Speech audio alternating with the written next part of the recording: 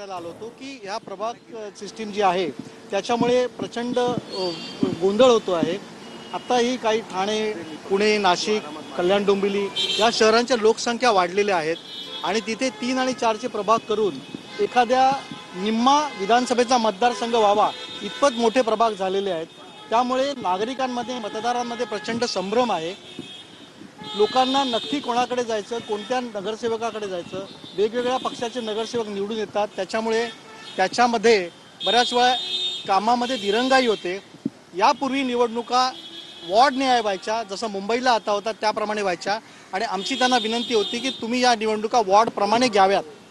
दुसरं कारण असं होतं की त्यांनी मध्येच सांगितलं होतं की आम्हाला व्हीव्हीपॅट प्रमाणे निवडणुका व्हीव्हीपॅट देता येणार नाहीत, कारण 3-3, 4-4 उमेदवार आहेत, त्यामुळे आम्हाला व्हीव्हीपॅटचा वापर करता येणार नाही। त्यासाठी सुद्धा आमचं म्हणणं असं होतं की तुम्ही एक वॉर्ड एक उमेदवार अशा पद्धतीने निवडणुका घ्या, म्हणजे तुम्हाला व्हीव्हीपॅटचाही वापर करता येईल। अशा मागण्या आम्ही आज त्यांच्याकडे केल्या आहेत आणि त्यांनी आमच्या या सर्व मागण्या वरिष्ठांकडे म्हणजे राज्य शासनाकडे पाठवू अशा प्रकारचं आम्हाला आश्वासन दिलेलं आहे। आणि येणाऱ्या स्थानिक स्वराज्य संस्थांबाबत देखील, त्याच्या वेळापत्रकाबाबत देखील आम्ही त्यांच्याशी चर्चा केली। त्याचप्रमाणे इतर ज्या काय आमच्या सूचना होत्या त्या त्यांना मांडलेल्या आहेत।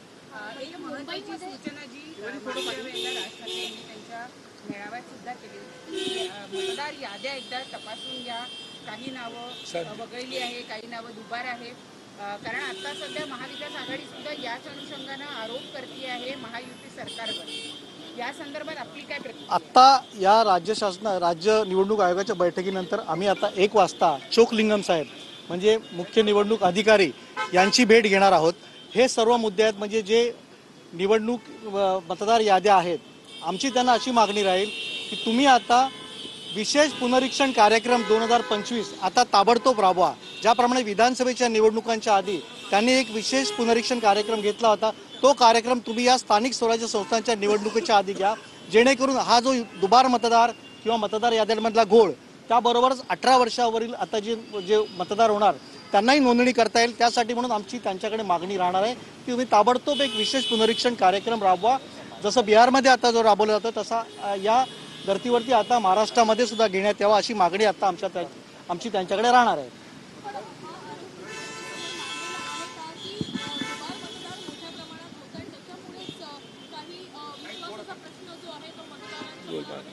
नक्कीच आता राज्य निवडणूक आयोगाकडे मांडलेला आहे आणि आता मुख्य निवडणूक अधिकाऱ्यांकडे देखील मांडणार, कारण संपूर्ण माध्यमांमध्ये किंवा एकूणच ज्या चर्चा सुरू आहेत आणि त्याच्यामध्ये संशयाला नक्कीच वाव आहे।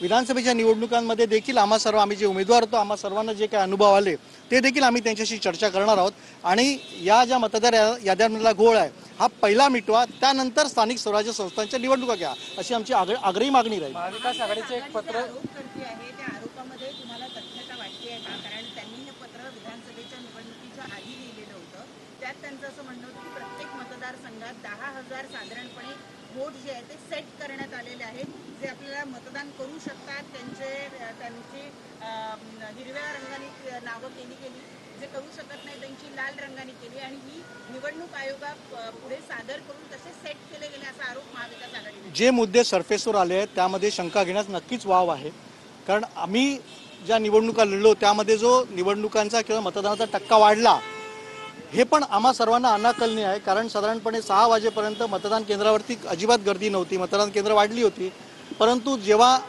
नंतर जे आकडे हातात आले, जे निदर्शनं आले ते प्रचंड वाढलेले होते। त्याच्यामुळे या सर्व शंकांना नक्कीच वाव आहे आणि त्याचं निराकरण शासनाकडून किंवा सरकारकडनं झालं पाहिजे।